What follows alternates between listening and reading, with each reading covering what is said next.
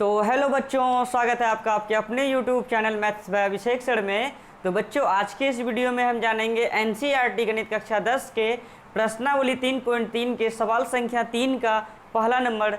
ठीक है बच्चों, तो जानते हैं कि 3 का पहला क्या बोल रहा है बच्चों। तो बच्चों 3 नंबर में हेडिंग में ही बोल दिया है कि मतलब प्रतिस्थापन विधि से जो है हमें उसको हल करना है। यानी ये जो सवाल दिया गया है 3 का पहला नंबर, ये जो भाषा में जो हिसाब लिखा हुआ है, इनको पढ़ के हम लोगों को 2 चर वाला रैखिक समीकरण युग्म निकालना है और वो निकालने के बाद उनका जो हल ज्ञात करना है, हमें प्रतिस्थापन विधि से सॉल्व करना है। ठीक है, तो 3 नंबर के जितने भी हिसाब है, इसमें टोटल 6 हिसाब है, तो 6 हिसाब को जो है हम लोगों को प्रतिस्थापन विधि से बनाना है। ठीक है ना, तो इनसे पढ़ के जो है सबसे पहले हम रैखिक समीकरण युग्म निकालेंगे, फिर प्रतिस्थापन विधि से उनको सॉल्व करेंगे। चलिए 3 का पहला जो है क्या कह रहा है उनको समझते हैं। बच्चों ये एग्ज़ाम के लिए बहुत ही ज़्यादा इम्पोर्टेंट है, तो आप मेरे इस वीडियो में शुरू से अंत तक ज़रूर बने रहें ताकि आपको इस प्रश्नावली में कोई भी दिक्कत ना हो बच्चों। और मेरे इस वीडियो को अपने सभी दोस्तों के साथ शेयर ज़रूर करें। तो चलिए स्टार्ट करते हैं बच्चों 3 नंबर के सवाल को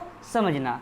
तो 3 नंबर का सवाल का पहला नंबर कह रहा है कि 2 संख्याओं का अंतर 26 है। बच्चों 2 संख्या है, उनका अंतर कितना है? 26 है। एक संख्या दूसरी संख्या की 3 गुनी है, उन्हें ज्ञात करें। किन्हें ज्ञात करें? वही 2 संख्याओं को ज्ञात करें कि वो 2 संख्या क्या होगा जिनके बीच का अंतर 26 भी हो जाए और एक संख्या जो है दूसरी संख्या का कितनी गुनी हो जाए? 3 गुनी हो जाए। तो बच्चों हमें तो पता नहीं है कि वो संख्या कौन है, पहला संख्या क्या है, दूसरा संख्या क्या है, और जो चीज़ हमें पता नहीं रहता है तो उन्हें हम लोगों को मानना पड़ता है। तो ठीक है बच्चों, इसमें मानेंगे पहले हम लोग, तो मान लेंगे माना कि पहली संख्या बराबर x तथा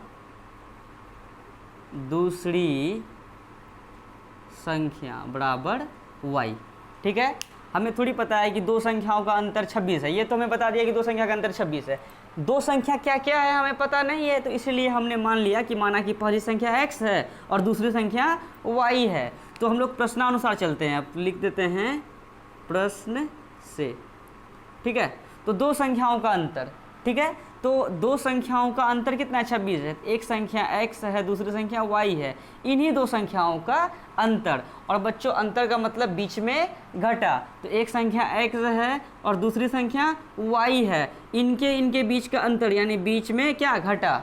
यानी पहली संख्या और दूसरी संख्या का अंतर कितना है? तो 26 है। तो इसको लिख दिए समीकरण 1। और यहाँ कहा गया है कि 2 संख्याओं का अंतर यानी एक संख्या x है, दूसरी संख्या y है, इन दोनों के बीच का अंतर यानी x - y बराबर 26 लिख दिए।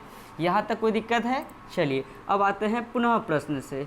ठीक है, पुनः प्रश्न से फिर क्या कह रहा है कि एक संख्या दूसरी संख्या की, एक संख्या यानी जो हम लोग पहली संख्या माने हैं वही एक संख्या यानी x बराबर दूसरी संख्या की, दूसरी संख्या क्या है? तो दूसरी संख्या y है। चलिए y लिख दिए।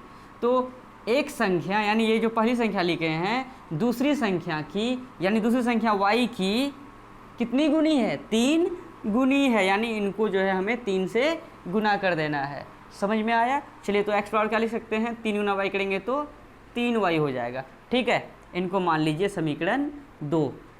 ठीक है ना, तो यहाँ तक तो कोई दिक्कत नहीं है आप लोगों को। एक बार फिर से हम बोल रहे हैं कि 2 संख्याओं का अंतर 26 है, तो एक संख्या हमने माना x, दूसरी संख्या माना है y, तो x - y बराबर 26।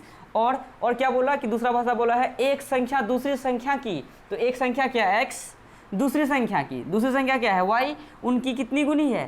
3 गुनी है। जो बोला वही चीज़ हम लोग कर दिए। तो उन्हें ज्ञात करें यानी किन्हें ज्ञात करें? यही पहली संख्या और यही दूसरी संख्या को ही ज्ञात करें। ठीक है ना, चलिए अब जो है समीकरण 1 और समीकरण 2 हम लोगों का आ गया। और हमें जो कहा गया है इससे जो है मतलब ये जो हिसाब है उनको पढ़ के जो है उनसे रैखिक समीकरण युग्म निकालना था। ये जो समीकरण 1 और ये जो समीकरण 2 आया, इन्हीं को कहते हैं रैखिक समीकरण युग्म। ये दोनों आ चुका है। उसके बाद जो है ये आने के बाद इसे जो है हल करना है, मगर किस विधि से? तो प्रतिस्थापन विधि से। अगर एग्ज़ाम में जैसे आपका सवाल आए कि यही सवाल लिख दिया और इसमें कोई भी विधि मेंशन नहीं किया गया हो तो आपका मन, आप इसे प्रतिस्थापन, विलोपन, वज्र गुणन, ग्राफ या किसी भी विधि से बना सकते थे, मगर अभी कहा गया है प्रतिस्थापन विधि से बनाना, तो हम लोग प्रतिस्थापन से बनाएंगे, ठीक है ना। और प्रतिस्थापन पे क्या करते हैं हम लोग, x या y का संभावित मान निकालते हैं। यहाँ x का मान तो पहले से दिया हुआ है, जैसे कि ऐसा रहता, जैसे ऐसा रहता x माइनस 3y बराबर 5 लिख देता, तो x का मान निकालते हैं। कैसे निकालते हैं, x बराबर क्या लिखते हैं, 5 माइनस का 3y उधर भेजेंगे, प्लस का 3y, तब इसको मानते हैं समीकरण 2।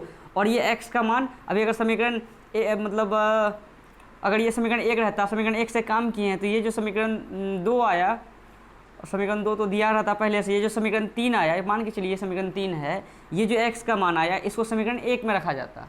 कब, जब ऐसा होता तब, लेकिन यहाँ पर ऐसा नहीं है। यहाँ पर जो है ना x का मान पहले से दिया हुआ है। तो हमने जो इससे पहले वाला जो वीडियो बनाया है 1 नंबर में 6 सवाल को जो प्रतिस्थापन विधि से सॉल्व किया है, वहाँ से आप समझ सकते हैं कि प्रतिस्थापन विधि को कैसे सॉल्व करते हैं। वैसे हम इस वीडियो में भी आपको ज़रूर बताएंगे, और उस वीडियो को भी आप ज़रूर वॉच कर लीजिएगा, ताकि आपको जो है ना कोई भी दिक्कत ना हो। हमने प्ले लिस्ट बना दिया है, तीसरा अध्याय, दूसरा अध्याय, पहला अध्याय का अभी तक में 3 अध्याय हुआ है, और भी आगे बताया जाएगा, ठीक है बच्चों। तो यहाँ जो ये x का मान है ना, ये x का मान समीकरण 1 में रख देते हैं, ठीक है। तो लिख देते हैं समीकरण 1 में x का मान रखने पर, ठीक है। ये हम प्रतिस्थापन विधि से आपको सॉल्व कर रहे हैं। तो लिख देते हैं x माइनस वाई बराबर 26, ठीक है। तो x का मान कितना रख रहे हैं, तो x का मान 3y है, तो पहले तो x है, ये x की जगह क्या लिख देंगे 3y, तो लिख देंगे 3y घटा क्या y बराबर कितना 26, ठीक है। यहाँ तक चलिए, अगर ये हो सकता है कि नीचे कट रहा हो तो इसको यहाँ नहीं लिख के हम लोग इधर लिख लेते हैं, ठीक है। x माइनस वाई बराबर 26, तो x के जगह में देखिए समीकरण 1 में x का मान रखने पर, तो समीकरण 1 ये था तो इनको यहाँ लिख दिए। अब इनके स्थान पर यानी x का मान रखने पर, तो x का मान 3y है, तो x के आगे हम क्या लिखेंगे 3y, माइनस यहाँ y पहले से है तो y लिख दिए, बराबर कितना है तो बराबर 26 है तो 26 लिख दिए। अब देखिए या लिखते चलिए 3y में आगे हमको 1 है तो 3y में 1y जाएगा, क्या y 2y बराबर कितना 26। अब बताइए y बराबर क्या लिख सकते हैं 26, और 2 गुना में है तो इधर आएगा भाग में, तो 2 एकम 2, 13 दूनी 26, तो इसीलिए y का मान कितना आ गया 1/13 करेंगे तो 13, तो हमारा y का मान 13 आ गया। और ये y का मान अगर हम यहाँ रख दें समीकरण 2 में, और 3 और y के बीच में कुछ नहीं क्या है तो गुना रहता है, तो 3 गुना y का मान 13, तो 13 तिया 39, तो वो आ जाएगा x का मान। और पहली संख्या माने हैं x और दूसरी संख्या माने हैं y, तो दूसरी संख्या y आ गया है 13, और पहली संख्या जो हम लोगों का आएगा यानी 13 और गुना 3 कर देंगे तो 13 39 आ जाएगा पहली संख्या। तो लिख देंगे कि समीकरण 2 में y का मान रखने पर, तो समीकरण 2 क्या है, तो समीकरण 2 ये है x बराबर 3y, तो x बराबर लिख सकते हैं 3 इंटू वाई के जगह में कितना, तो y का मान निकाले हैं 13 लिख दिए, क्योंकि 3 और y के बीच में यहाँ कुछ क्या है गुना है, तो इसलिए हमने गुना लिखा, इसलिए x बराबर लिख देंगे 13 तिया 39, ठीक है। तो x का मान 39 आ गया, y का मान 13 आ गया, तो x यानी पहली संख्या x माने तो x का मान 39, पहली संख्या 39 आ गया, दूसरी संख्या y माने तो दूसरी संख्या 13 आ गया। तो लिख देंगे यहाँ इधर अतः में कि अतः पहली संख्या बराबर कितना, पहली संख्या कितना आ गया, तो पहली संख्या यानी x, यानी पहली संख्या यानी x बराबर आ गया कितना 39, ठीक है। इधर लिख देते हैं, उधर कट रहा होगा, तो अतः पहली संख्या यानी x बराबर 39 तथा दूसरी संख्या यानी y बराबर 13, ठीक है। तो पूरा आपको समझ में आ गया होगा हिसाब। तो ये पूरा बिल्कुल आसान तरीके से आपको हमने बता दिया है, आप इसका स्क्रीनशॉट ले लें और कॉपी में ज़रूर इनको नोट डाउन कर लीजिएगा। और बच्चों अगर कहीं भी डाउट हो तो आप हमें कमेंट ज़रूर करें।